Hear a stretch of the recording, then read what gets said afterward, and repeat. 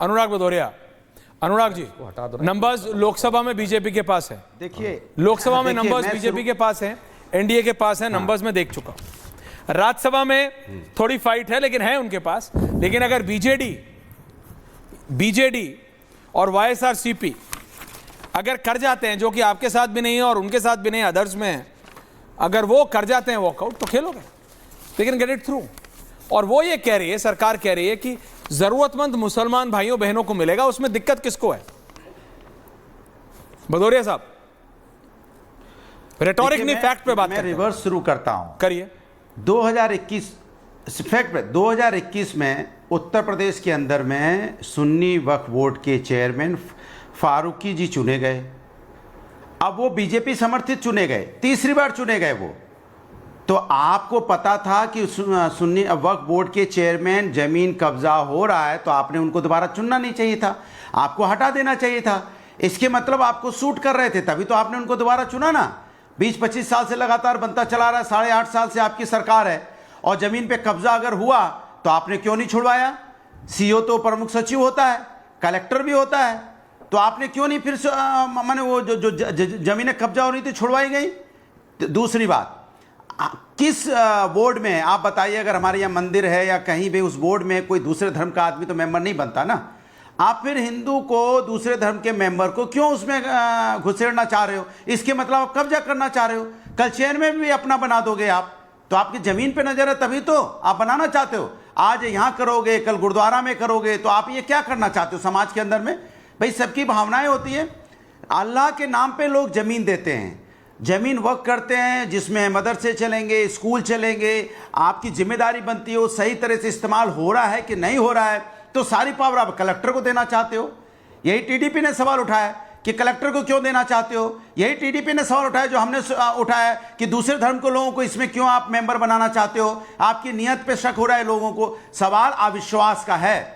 सवाल है कि आप हमेशा जब भी विपक्ष आपको राय देता है, आप राय मानते नहीं हैं। ये मुस्लिम समाज को अविश्वास है कि वक्फ की बोर्ड जो वक्फ करते हैं जमीन अल्लाह के नाम पे, आप उसमें दूसरे धर्मों के लोग को मेंबर बना देंगे तो उनकी जमीन पे आप कब्जा कर लेंगे। और ये बात जमीन की नहीं है, बात यहां अविश्वास का हो रहा है, जिस पे आप चर्चा नहीं करना चाहते। दूसरी बात, इसी तरह से किसान बिल भी आप लेके आए थे ना, जब विपक्ष आपसे कह रहा था कि मेरी राय मान लो, फिर आपने राय नहीं मानी, फिर बिल पास कर दिया। बाद में किसान धरने पे बैठा, ना जाने कितने किसानों की मौत हुई, बाद में आपने बिल वापस कर लिया। यही जेपीसी बनाई, तो जेपीसी क्यों बनाई जब जेपीसी में हमारी राय माननी नहीं है, हमारे सुझाव मानने ही नहीं है। हम सुझाव देते रहे, चिल्लाते रहे, लेकिन आपने सुझाव माने नहीं जेपीसी में, तो फिर जेपीसी क्यों बनाई? इसके मतलब आपको संविधान पे यकीन ही नहीं है। जेपीसी तो बनाते हैं यहाँ प्रेशर में आके, क्योंकि आपको पता है कि आपकी अलमत की सरकार है, 240 आपके हैं, तो आपको टीडीपी और जेडीयू को भी खुश करने के लिए आपने जेपीसी बनाई। और जेपीसी बनाने के बाद आपने विपक्ष की राय मानी नहीं, और राय मानी नहीं, उसके बाद जब ये आज हम आपका विरोध कर रहे हैं, आपका टीडीपी विरोध कर रही, तो आप कह रहे नहीं टीडीपी ने, टीडीपी कहां विरोध कर रही है? फैक्चुअली यहीं पे टीडीपी और जेडीयू,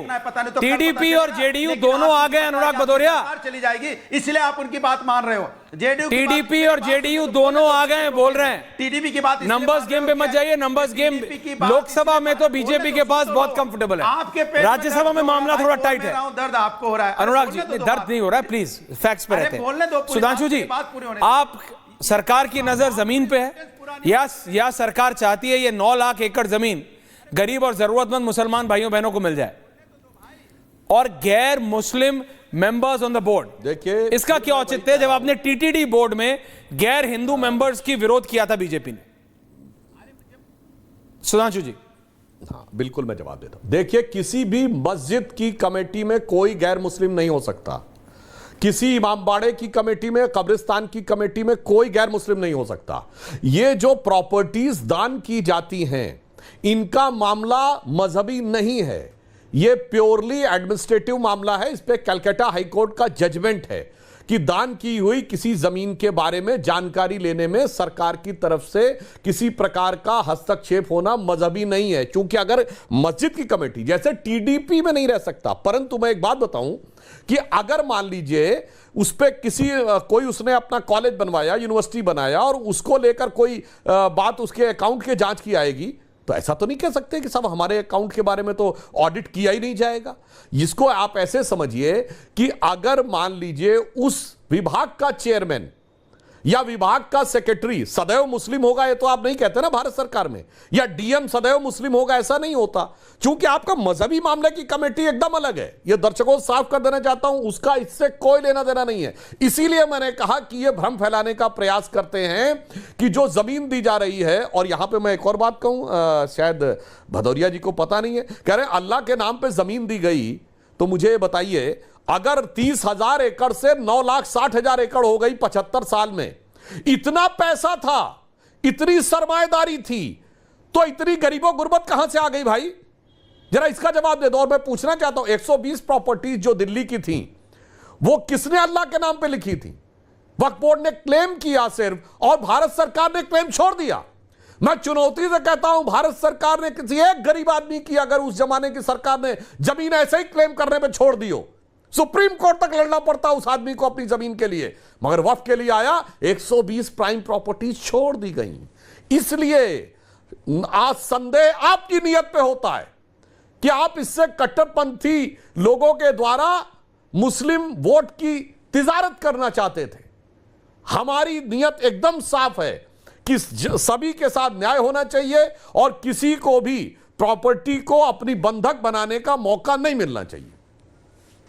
अनुराग भदौरिया, अनुराग जी, नंबर्स लोकसभा में बीजेपी के पास है, देखिए लोकसभा में नंबर्स बीजेपी के पास है, एनडीए के पास है, नंबर्स में देख चुका हूं। राज्यसभा में थोड़ी फाइट है, लेकिन है उनके पास। लेकिन अगर बीजेडी और वाईएसआरसीपी अगर कर जाते हैं, जो कि आपके साथ भी नहीं है और उनके साथ भी नहीं, अदर्स में है, अगर वो कर जाते हैं वॉकआउट, तो खेलोगे, लेकिन गेट इट थ्रू।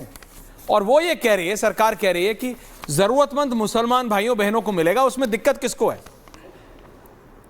भदौरिया साहब, रेटोरिक नहीं, फैक्ट पे बात मैं रिवर्स शुरू करता हूं। करिए। 2021 फैक्ट पे 2021 में उत्तर प्रदेश के अंदर में सुन्नी वक्फ बोर्ड के चेयरमैन फारूकी जी चुने गए।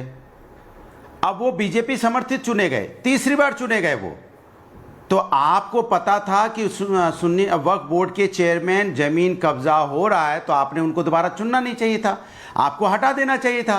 इसके मतलब आपको सूट कर रहे थे, तभी तो आपने उनको दोबारा चुना ना। 20-25 साल से लगातार बनता चला रहा है, 8.5 साल से आपकी सरकार है, और जमीन पे कब्जा अगर हुआ तो आपने क्यों नहीं छुड़वाया? सीओ तो प्रमुख सचिव होता है, कलेक्टर भी होता है, तो आपने क्यों नहीं फिर माने वो जो जमीनें कब्जा हो रही थी छुड़वाई गई?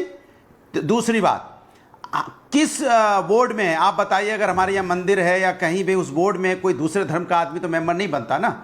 आप फिर हिंदू को, दूसरे धर्म के मेंबर को क्यों उसमें घुसेड़ना चाह रहे हो? इसके मतलब आप कब्जा करना चाह रहे हो। कल चेयरमैन भी अपना बना दोगे आप, तो आपकी जमीन पे नजर है, तभी तो आप बनाना चाहते हो। आज यहाँ करोगे, कल गुरुद्वारा में करोगे, तो आप ये क्या करना चाहते हो समाज के अंदर में?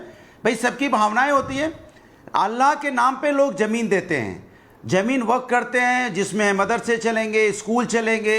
आपकी जिम्मेदारी बनती है वो सही तरह से इस्तेमाल हो रहा है कि नहीं हो रहा है, तो सारी पावर आप कलेक्टर को देना चाहते हो।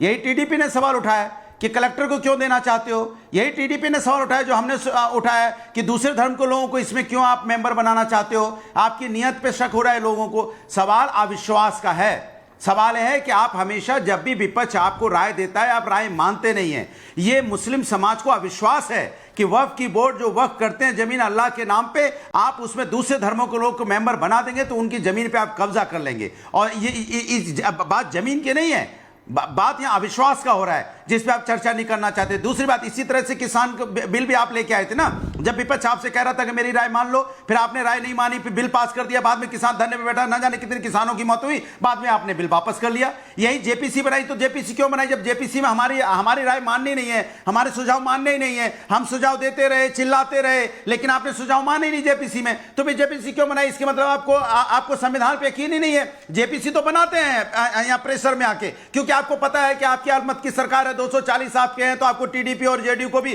खुश करने के लिए आपने जेपीसी बनाई। और जेपीसी बनाने के बाद आपने विपक्ष की राय मानी नहीं, और राय मानी नहीं, उसके बाद जब ये आज हम आपका विरोध कर रहे हैं, आपका टीडीपी विरोध कर रही, तो आप कह रहे नहीं टीडीपी ने, टीडीपी कहां विरोध कर रही है? फैक्चुअली क्योंकि टीडीपी आपको और जेडीयू, पता नहीं तो कल टीडीपी पता और चलेगा। जेडीयू लेकिन दोनों आप आ गए, अनुराग आपकी भदौरिया। सरकार चली जाएगी, इसलिए आप उनकी बात मान रहे हो। जेडीयू टीडीपी और जेडीयू दोनों आ गए, बोल रहे हैं। टीडीपी की बात नंबर्स गेम पे मत जाइए, नंबर्स गेम।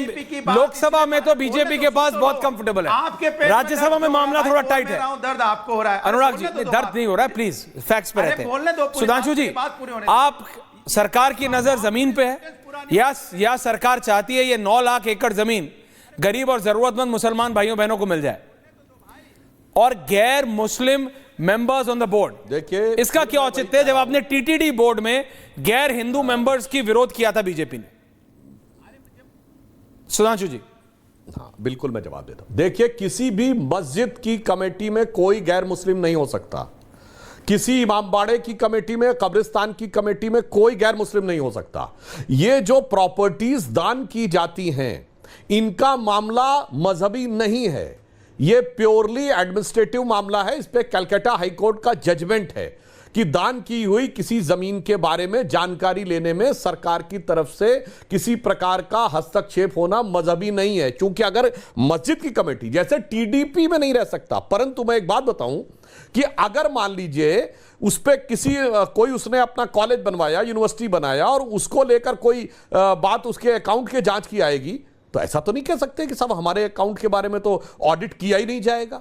इसको आप ऐसे समझिए कि अगर मान लीजिए उस विभाग का चेयरमैन या विभाग का सेक्रेटरी सदैव मुस्लिम होगा, ये तो आप नहीं कहते ना भारत सरकार में, या डीएम सदैव मुस्लिम होगा, ऐसा नहीं होता। क्योंकि आपका मजहबी मामले की कमेटी एकदम अलग है। ये दर्शकों साफ कर देना चाहता हूं, उसका इससे कोई लेना देना नहीं है। इसीलिए मैंने कहा कि ये भ्रम फैलाने का प्रयास करते हैं कि जो जमीन दी जा रही है, और यहां पर मैं एक और बात कहूं, शायद भदौरिया जी को पता नहीं है, कह रहे अल्लाह के नाम पर जमीन दी गई, तो मुझे बताइए अगर 30,000 एकड़ से 9,60,000 एकड़ हो गई 75 साल में, इतना पैसा था, इतनी सरमाएदारी थी, तो इतनी गरीबों गुर्बत कहां से आ गई भाई? जरा इसका जवाब दे दो। और मैं पूछना चाहता हूं 120 प्रॉपर्टीज जो दिल्ली की थी, वो किसने अल्लाह के नाम पे लिखी थी? वक्फ बोर्ड ने क्लेम किया सिर्फ, और भारत सरकार ने क्लेम छोड़ दिया। मैं चुनौती से कहता हूं, भारत सरकार ने किसी एक गरीब आदमी की, अगर उस जमाने की सरकार ने जमीन ऐसे ही क्लेम करने पे छोड़ दी हो, सुप्रीम कोर्ट तक लड़ना पड़ता उस आदमी को अपनी जमीन के लिए, मगर वक्फ के लिए आया 120 प्राइम प्रॉपर्टीज छोड़ दी गई। इसलिए आज संदेह आपकी नीयत पे होता है कि आप इससे कट्टरपंथी लोगों के द्वारा मुस्लिम वोट की तिजारत करना चाहते थे। हमारी नीयत एकदम साफ है कि सभी के साथ न्याय होना चाहिए और किसी को भी प्रॉपर्टी को अपनी बंधक बनाने का मौका नहीं मिलना चाहिए।